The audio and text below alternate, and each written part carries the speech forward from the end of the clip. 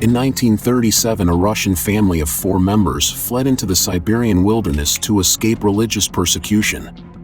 Taking a few homesteading possessions and some seed, they built a succession of primitive huts as they traveled, until reaching a habitable spot near the Mongolian border. What is the mysterious story behind this? Why did the Russian family need to run somewhere away from their home? Watch in this video.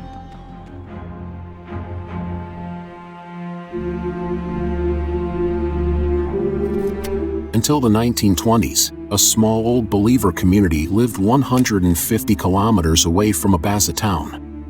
In 1929, several families have left Abaza even further into the taiga, to the upper reaches of the Agafia River, and settled on its right bank. Among of them was the Lykovs family.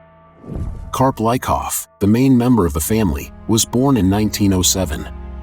He was a typical representative of the Russian Old Believer community. As is known from the Russian history, in the middle of the 17th century, a split occurred in the Russian Orthodox Church, caused by the reign of Tsar Alexei Mikhailovich and his church reform.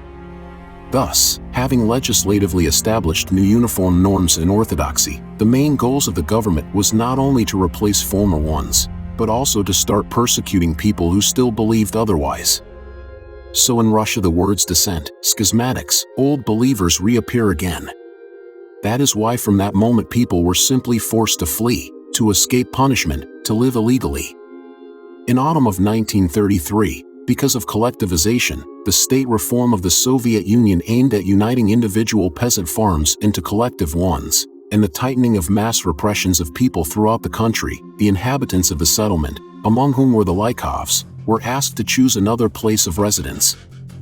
In the early spring of 1934, the Agafia Lykov's family, which then consisted of 3 people, went to Altai, to the Swan River. However, already at the beginning of 1937, Agafia Lykov's family on Swan River was visited by employees of the NKVD, the People's Commissariat for Internal Affairs, the toughest power unit in the country at that time. After of several similar forced migrations and finding of numerous shelters, the Lykovs family is again haunted by the forces of the NKVD. In 1941, after the starting of the Eastern Front of World War II in Soviet Union, the NKVD officers began to insist on the eviction of Agafia Lykov from the taiga by any means. A detachment of border guards was sent to Kerzhakskia Zymka, where they lived. When the border guards began to settle down for the night about 2 kilometers away from the settlement, Karp noticed them and he decided to run with his family further into the taiga. At that moment, during the escape, the family consisted of 4 people. Agafia Lykov, 34 years old, head of the family. His wife, Agafia Lykova, 30 years old. 2 children, son Savan, 15 years old, and daughter Natalia, 5 years old. Where they were for several years, until 1946, no one knew. Probably, they wandered through the boreal forests of Siberia. However, their search soon intensified again when in 1946, when military topographers discovered the Lykovs near the Erinat River. After that, a special detachment was sent there to evict them, but they failed to find them. Erinat River is the most beautiful tourist place in southern Siberia today. The river flows along the ridges of the western Sayan and mountainy Altai Junction zone, which makes this region one of the favorite place for rafting. Everywhere there are low but steep mountain ranges, lakes, and the endless Russian taiga. This place is still impassable, uninhabited, and rather deserted. You can only get here by water or air. Agafia Lykova and her brother Dmitry were born here in exile. The Lykovs settled in a built hut on the bank of a mountain tributary of the Erinat River. Here's what they did from the diary of the first person to discover them. They were engaged in hunting. They did not have firearms. They dug trapping pits on the paths. When preparing meat for the winter, it was cut into thin strips and dried in the wind. They ate only artiodactyl animals, fishing. The fish was eaten raw, baked into a fire, and dried for future use. They gathered mushrooms, berries, harvested pine nuts.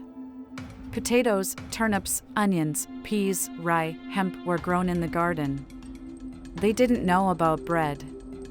All the years of hermitage, the Lykovs haven't got salt, which brought them the true torment.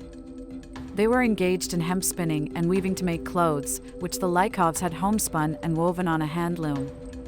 In the summer they went barefoot, in the winter in shoes made of birch bark, later made of leather, when they learned how to dress skins. Flint and firestone were used to make fire. How many cases do you know when people voluntarily went away from civilization? You can remember the incredible story of Christopher McCandless. The young man, also known as Alexander Supertramp, voluntarily gave up the sweet life due to family problems. He traveled all over the country, wandering to different parts of the United States, until he finally decided to visit the most northern of them, Alaska. It was there where he found his peace, having died of profuse exhaustion due to probable poisoning. Or how about the story of Timothy Treadwell, who after breaking up with his lover, became disillusioned with life and went to live among grizzlies in Katmai National Park in Alaska, for every summer, for 13 years. At the end of his 13th summer in the park, in 2003, he and his girlfriend Amy were killed and partially eaten by grizzly bears. However, there is a main difference between Lykov's family. They did not become outcasts voluntarily. Everything would be fine, but life in the wild is not as simple as it seems at first glance. The main problem which the Lykovs experienced was, of course, the food and the lack of communication with the outside world. They also grew as much food as the land allowed and rationed it carefully. Each winter, the family would creep close to starvation, but they still held a council meeting to determine whether they should save their seeds to replant or eat them all. Each year, the family saved their seed stock for the next season, even though one winter it cost her mother's life. Her mother died at 1961 of starvation. Also, the second serious problem was isolation from civilization. According to many doctors, the causes of death of the remaining children of Dmitry, Savan and Natalia were the weakness of the Lykovs' immunity due to lack of contact with the outside world. An analysis of their blood showed the absence of antibodies to most pathogenic viruses. After the loss of almost all her relatives, Agafia lived with her father Karp Lykov. Nobody knew their exact whereabouts. However, in 1978, a group of Soviet geologists, while doing prospecting and surveying work, geological mapping of the territory, accidentally discovered the Lykovs during an examination of the Big Abakan River. The story of a family of hermits, unfamiliar with modern civilization, received a huge response in the Soviet press of those years. Since the death of her father in 1988, Agafia lives alone in this region till our days. During this time, it has been visited by many travelers, journalists, writers, representatives of religious communities of different faiths. Agafia also had a few monastic sisters and volunteers who helped her with the housework. Agafia was in correspondence with local authorities and often asked them for help. In the spring of 2021, Agafia Lykova moved into a new house, which was built for her with the support of a local businessman.